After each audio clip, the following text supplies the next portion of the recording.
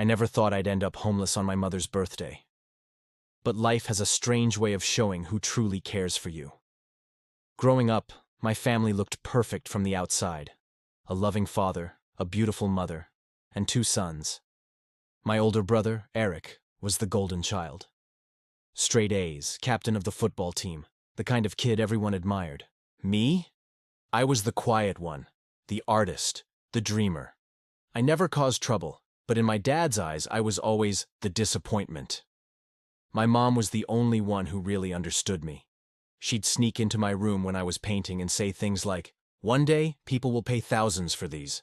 She believed in me when no one else did. But 3 years ago, she got sick.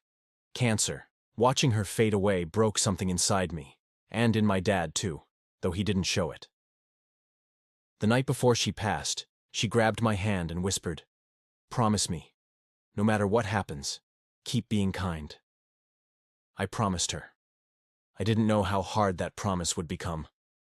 After Mom's funeral, Dad changed completely.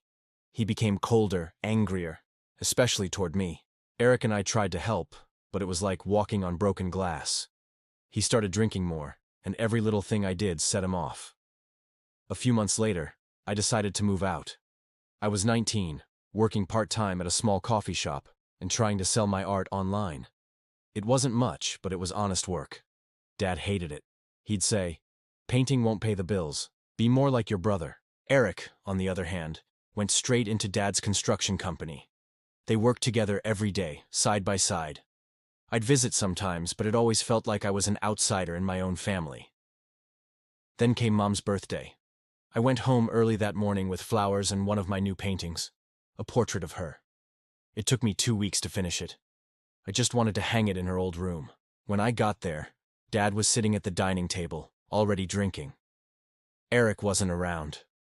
I said softly, "Hey, Dad. I thought we could do something today. For Mom." He didn't even look up. "You think showing up with some stupid painting makes up for you wasting your life?" I stood there, frozen. "Dad, I just wanted to—" He slammed his fist on the table. "You don't get to talk about your mother. You never helped her. You never stayed by my side when things got hard. You're just like her. Weak." That broke me. I didn't argue. I just placed the flowers and painting on the table and started walking out. But as I reached the door, he yelled, "Don't come back! You're no son of mine!" Those words still echo in my head. I packed my few belongings that night and left. No money, no plan, just a backpack and my sketchbook. I spent a few nights sleeping in my old car, showering at the gym, trying to figure out what to do next. My coffee shop boss noticed I looked rough, and after hearing what happened, he let me crash in the store's stockroom for a while. That's where my life took an unexpected turn. One evening, a group of people came in, dressed nicely, business casual. They looked out of place in our small coffee shop. One of them caught my eye. A young woman, probably in her mid-20s, with bright hazel eyes and a confident posture. She ordered a cappuccino and smiled at me. "You have a familiar face," she said. I laughed awkwardly. "I get that sometimes." She studied me for a moment, then snapped her fingers. "Wait, you're Eric's brother, right?" My chest tightened. "Yeah, you know Eric?" She smiled. "I'm Emily, his girlfriend." That hit hard. I had seen pictures of her on Eric's Instagram, always at fancy dinners, vacations, business events. I forced a polite smile. "Nice to meet you." She nodded, paid for her coffee, and left. I didn't think much of it, but 2 days later, she came back, alone. She walked straight to the counter and said, "Can I talk to you?" We sat down. She looked serious now. "I need to ask, why are you working here? Eric told me your dad kicked you out." I shrugged. "That's pretty much it. I guess I wasn't good enough for them." She frowned. "That's not what your mom used to say about you." My heart skipped. "You knew my mom?" She nodded slowly. "She used to come to my father's art gallery before she got sick. She talked about you a lot. She said you were talented, really talented." I felt my throat tighten. Then she leaned forward. "Listen, I have something weird to tell you. My father is retiring, and I'm taking over the gallery. We're hosting a modern art showcase next month. I saw your paintings on your Instagram. You have real potential. I blinked. Wait, you saw my page? She smiled. I did, and I want to feature your work, if you're interested. For a moment, I thought she was joking. Me, the kid who'd been kicked out, working for minimum wage, being invited to display my art in an actual gallery. It didn't feel real, but she was serious. The next few weeks were a blur. I worked during the day and painted at night, pouring everything I had into new pieces. I used the pain, the loneliness, the memories of Mom, all of it. When the exhibition day came, I was terrified. I wore a borrowed suit and stood quietly in the corner as people walked by, admiring the art. My art. Then Emily walked up to me, smiling. You ready? Before I could ask what she meant, she stepped up to the microphone. Ladies and gentlemen, she said, tonight we celebrate new beginnings.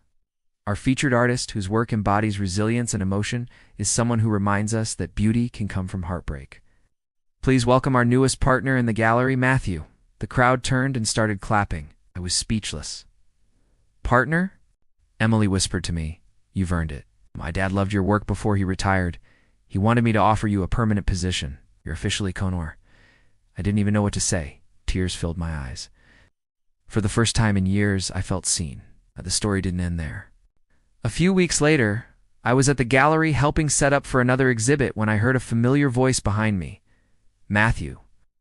I turned, and there he was. Eric. He looked shocked. What the hell are you doing here? Before I could answer, Emily walked in. She froze when she saw him. Eric, his face went pale. Emily, what's going on? She crossed her arms. This is my business partner. Your brother? You could have heard a pin drop, Eric stammered, partner. Wait, what? I just looked at him calmly. Yeah, I work here now. He looked between us, confused and embarrassed. Then his tone shifted to that familiar arrogance. So what? You're a charity case now, Emily? You didn't tell me. She cut him off. Eric, don't. You never told me the truth either. Turns out, Emily had discovered that Eric had been cheating on her and worse. He had tried to use her connections to land his dad's company a construction contract with her family's gallery renovation project. She dumped him right there. Eric stormed out, muttering something about me ruining everything, but I didn't chase him. For once, I didn't have to explain myself or defend who I was. That night, Emily found me sitting in the gallery, staring at one of my paintings, the portrait of Mom. She smiled softly. Your mom would be proud, you know? I nodded, fighting tears. I hope so. After that, things changed. My art started selling. People began recognizing my name. Within a year, we opened 2 more galleries, one in another city, one online. I moved into a small apartment near the sea and finally felt peace, and my dad. He found out eventually. One afternoon, he showed up at the gallery older, grayer, holding the same painting I'd left on the dining table the day he kicked me out. He said quietly, I shouldn't have done that. I was angry. Jealous even. I remind me of her too much. For a moment, I didn't know what to say. But then I remembered Mom's words, be kind. I took a deep breath and said, I forgive you, Dad. He looked relieved, almost as if a weight had lifted. Before he left, he touched the frame of Mom's portrait and said, she'd be proud of you.